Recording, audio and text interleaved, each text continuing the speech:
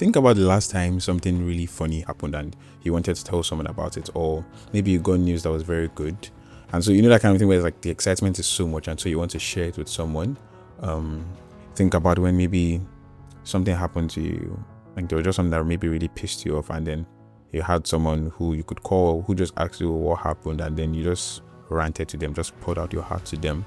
Not because they necessarily had the answers, that kind of thing where it's just like, I just need to offload what's on my mind. I think that's friendship, right? The thing you just pictured, whoever you just pictured doing those things to or having those experiences with, I think what you have with them is a friendship. I mean, give or take, yeah. I think we've gotten so used to or so familiar with the concept of friendship that we forget how extraordinary a thing it is. I think that there's a person in this world who knows you, who chooses you, who laughs with you, who cries with you. And I think that's such a beautiful thing. I think that's a gift. And today I want to talk about that. Hi, welcome back to the Rooted Podcast, where we talk about the scripture in a way that's heartfelt, relatable, and hopefully leaves you loving God more than before. And I'm happy that you're here. I know you can't see me, but I'm blushing. Just imagine me, red cheeks. Yeah, so today's episode is not a theological juggernaut per se. And honestly, that's fine. Right. I think it's something that is so important. I think it's something that was God inspired. And I think it's something that needs to be explored. And that's what I want to do with this episode. So yeah. I need you to do something right now. I need you to just mentally slow down. I want you to actually think, pause and think, okay, what is friendship all about? Like, not casually now, but really think about it. Think about what it means to have someone who knows the real you, right? Not a version, not a polished version. That kind of thing where somebody who does not really know you well says something about it and you're just like, if only you knew. Someone who knows the actual you, the version behind the makeup or behind that hard guy exterior. Someone who you have inside jokes with. I think the inside jokes are so necessary. Like, I think one hallmark when I know that, yeah, we're proper friends is when I can share some inside jokes with you. Like, I can just look at you. Maybe we both see something and I can look at you with an eye and I'm like, you get it, right? Someone you've shared history with, someone you have memories with. I think it's such a beautiful thing. I think it's such an extraordinary thing. And again, like I said before, I think we've gotten too familiar with friendship. I think you might have had your friends for a while. You might have had so many experiences that it's gotten normal. Like, it's a good thing, you appreciate it, but like, it's a good normal, for lack of better terms, Or maybe you've been hurt before, and because of that, maybe you put up walls. And somewhere along the way, you just stopped thinking about the whole friendship thing. Like, anytime you hear friendship, like, people are wicked, things like that, blah, blah, blah, this and that. But just think about what it means to have your friend call you or just send you a message at the right time. Maybe you were bored, maybe you were down, and after talking to them, maybe you laughed too hard. I think laughing again, I think that's also a very, very good aspect. Like, I like to laugh. Let's laugh. Say something funny or do something funny or show me something funny. Like, let's laugh, basically. Think about walking into a room and maybe, I don't know, when I was younger, I've never forgotten this experience. I was in primary school. I was told to kneel down. So it's like I was behind a curtain. So all of a sudden, I was just kneeling down in my thoughts and everything. And lo and behold, maybe like 2-3 minutes later, there was another person. I didn't even remember the person's face. So it wasn't like this person was necessarily a friend, but he came and knelt down beside me. And at some point, I just pushed the curtain and looked at him. Immediately, we both looked at each other, we just smiled. So it's how, even in the shaggy moments, just having someone around you just makes you feel safe or feel better. All right. I think all of that is friendship. I'm not saying, like two naughty boys kneeling down smiling at each other is not friendship. No, but I mean how that you can step into a place where you feel uncertain, you're not sure, but once you see your friend like this, there's a kind of peace that comes, or like, okay, there's still life, there's hope. And so what I want you to take from this is how one of the things that makes friendship beautiful is the one who designed it. So let's go back to Genesis 2. God had created everything, the heavens, the earth, everything, and he called it good. It was a perfect world. I think sometimes we don't dip it. How, if you want to imagine a perfect world, think of Eden, like it was the state of perfection. And in the middle of all of that perfection, God looks at Adam and he says, it is not good for you to be alone. And I know you're probably thinking, is this about marriage? No. But he created Eve. And if you want to think about it deeply, marriage is at its core, it's friendship between two people. I know there are sprinkles of romance here and there, but at its core, the best marriage is one where the two people, man and woman, I think I need to emphasize that man and woman, the man and the woman are friends. Like marriage is two people who are deeply, intimately, vulnerably friends. At least it begins there and it's built from there. And so I think the principle that God was trying to establish in Genesis goes far beyond marriage, because not everyone will get married. There's that. And for those who do get married, you spend decades of your life, maybe 2 decades, 3 decades, or 2.5 decades before a spouse enters into the picture. And even within marriage, like a spouse cannot be the only friend or relationship that you have. If that's the case, you're going to run that person dry. So the point is, God did not design us to be alone. God puts in us a desire and intent for companionship. We're social creatures, essentially. We're not made to do life alone. And I think if you've been doing life alone, if you've been maybe in isolation, whether subtly or largely, I think I would say that deep down, there's probably a feeling or a want to not be alone. And it's not weakness. Like sometimes we look at it as weakness, but really it's not weakness. Maybe it's as a result of hurts. I won't say I'm sorry. I don't know the intricacies of what might have happened, but I don't think it's God's design. No, I don't think it is not God's design, right? But I think I'll still say something about it later. But I think I also want to like talk about what friendship can be. I think sometimes why you might also not rate or value or think about friendship as much as maybe because we've not realized what a friendship can be. I think for a lot of us, myself inclusive, for a long time, I saw friendship as this surface level thing. And I think I've come to realize that it's not even the same for everybody. Some people, like from the beginning, they took friendship as such a serious thing. I'm like, wow, what was I doing in my life? I knew someone. I knew few people that love like her. Like I got to see her love her friends. I got to know some of the things that she did for her friends, right? And I'm just like, I think you love in such a pure way. It was envious. Like I wanted this kind of thing. I also wanted to be that kind of friend, but admittedly I wasn't. I mean, meeting her, of course, pushed me to do better in that regard. Like, oh, I want to be a better friend. I want to be a better person altogether. I want to love people better. But I think there was something to take from that. How like friendship is not this surface level thing. Of course, a friend is someone that you can hang out with, someone who you can text when you're bored, someone who you can call, who you can send the funny reels to. There's nothing wrong with that. In fact, I think it's necessary. I don't know how I should say this or not, but if I cannot have fun with you, I don't think I can be friends with you. You can be as, fervent as possible, tongue speaking and everything, but if we cannot have fun, I don't know. Like there'll be some commas here and there, right? But a real friend is not just someone you can do all of these things with. A real friend is someone that you can grow with. I think someone who you can look at their life and it can push you to want to be better, or it can help you to do better. Someone who celebrates who you are, right? But who also can help you to become better. Someone who sees maybe the potential that even you might not see in yourself. It's like, I think you could do this. I think you could do that. Maybe in moments where you don't even have the confidence to push yourself, a friend could be that person that helps you to become.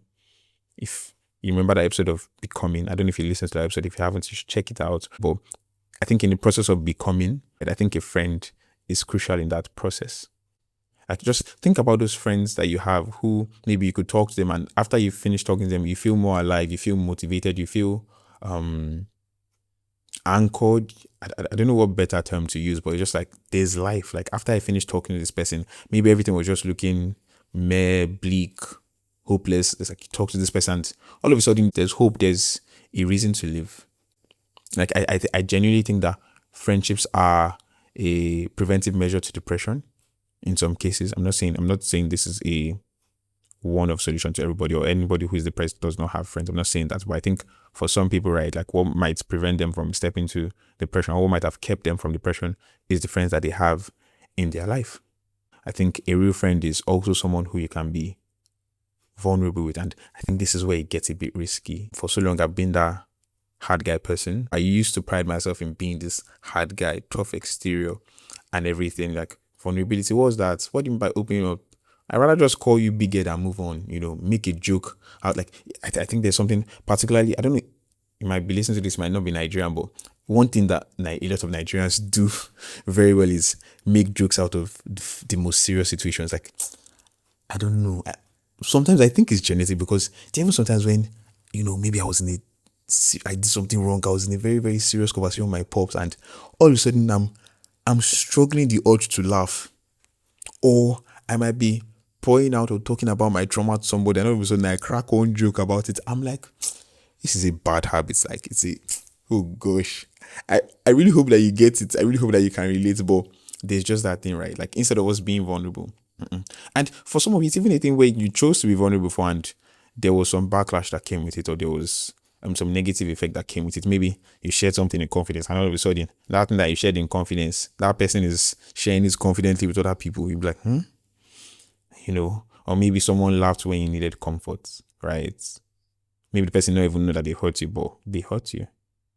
Or maybe someone made you feel foolish for letting them know something that was up with you. I think that's the one that, like, I've had some people in my life that I'm just like, I came to just tell you something. It's not even like I just wanted to, share this with you, and then your reaction just made me feel very dumb, very foolish. I'll pack my bags and I'll go to where there's love for me. Even if you had good intention, I think there should be some tax that comes with it.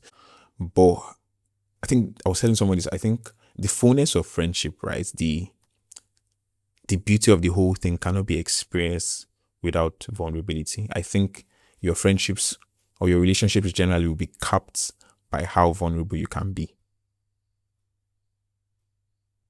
Like if you only ever show people the curated version of yourself or the version of yourself that already has everything put together, if you can ever show them the version that is currently in the works, that is currently undergoing construction, and you only show them the finished works, you might have people around, but the quality of the connection that you might have with them wouldn't really be lasting or something strong. Real friendship requires the real you. It requires the risk, yes, but then there's also the reward. So drop the hard guy exterior. Like there is nothing.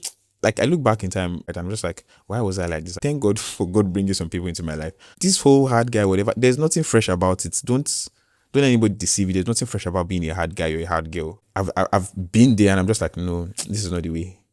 You're not meant to be vulnerable to everybody. I think that goes without saying. Wisdom matters, right? No, and not everyone. Like sometimes people also need to earn it. Not sometimes people need to earn it as well. So I will say is find your people and actually let them know you, right? So maybe you've been hurt before.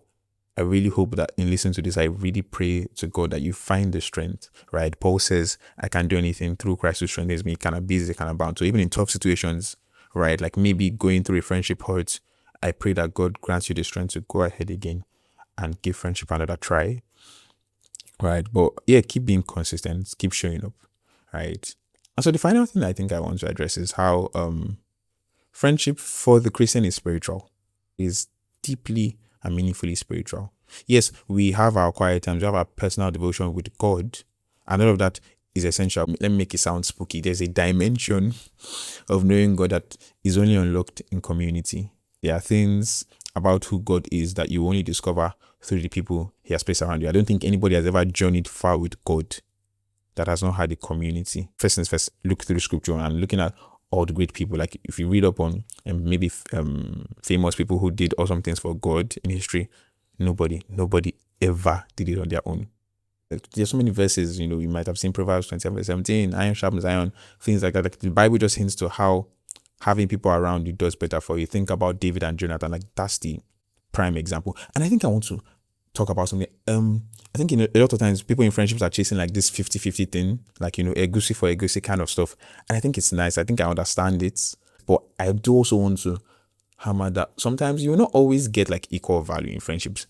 And I don't think it's bad. Like, I don't think it always has to be a thing where it's 50-50. Like sometimes in some seasons, in some friendships, you will pour more than the other person will pour. And in some cases, they will pour more than you will pour. And it's fine. It doesn't always have to be. Again, I'm not saying being in a toxic relationship or in a relationship where the love is not reciprocated. I'm not saying that. But sometimes it's not going to be like 50-50. I look at the story of David and Jonathan now, and I genuinely think that Jonathan had more of an impact in David's life than David had in Jonathan's life. Fine, I know David eventually was able to help Jonathan's son, Mephibosheth.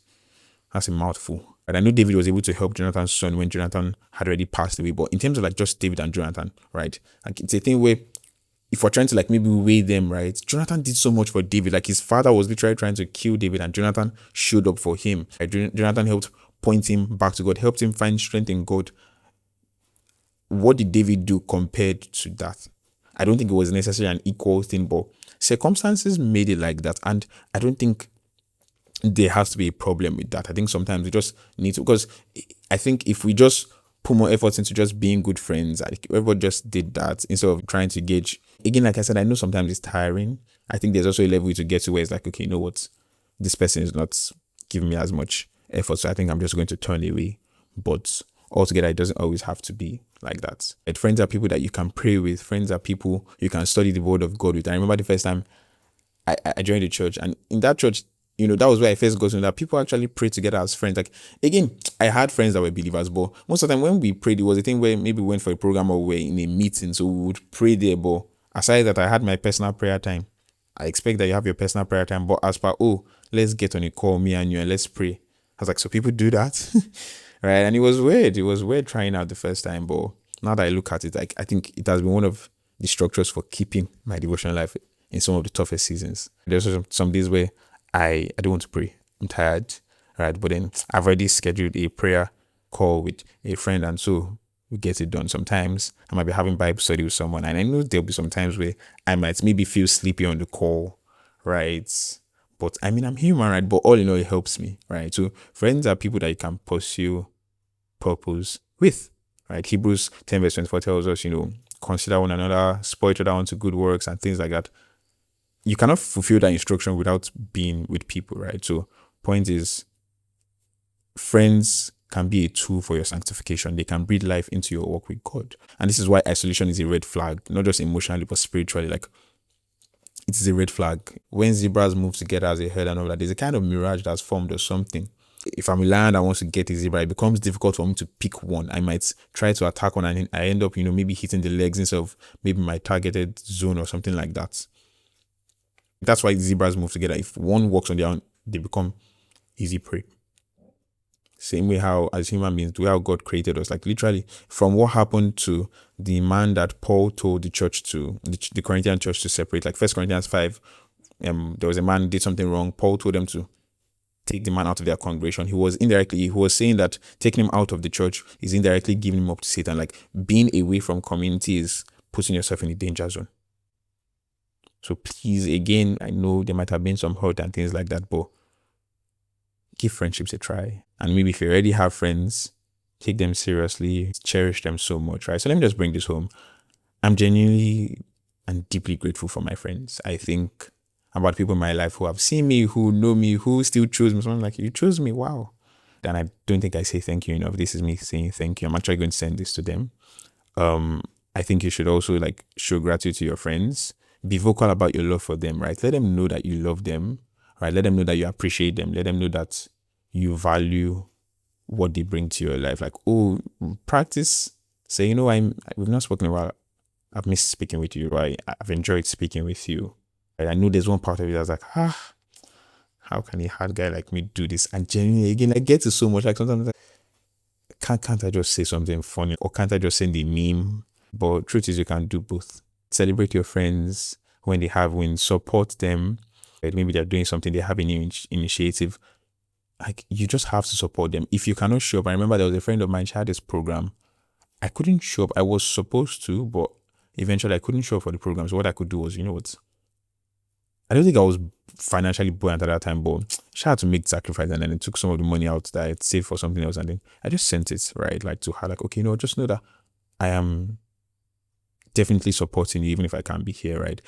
Another thing is, tell them the truth. Tell them the truth. I was talking with someone, and I was about to tell them something that they did wrong, but I paused. I was like, I hope this will not make them feel bad. But I realized that a good friendship will overcome such things, or will overcome such things, or will live through such things. Like, if you really can't tell them the truth, again, there's tax to that. So I'm not just saying just blast off or just talk anyhow, but if you really cannot tell them the truth, then is it really a friendship if you really cannot be truthful with them?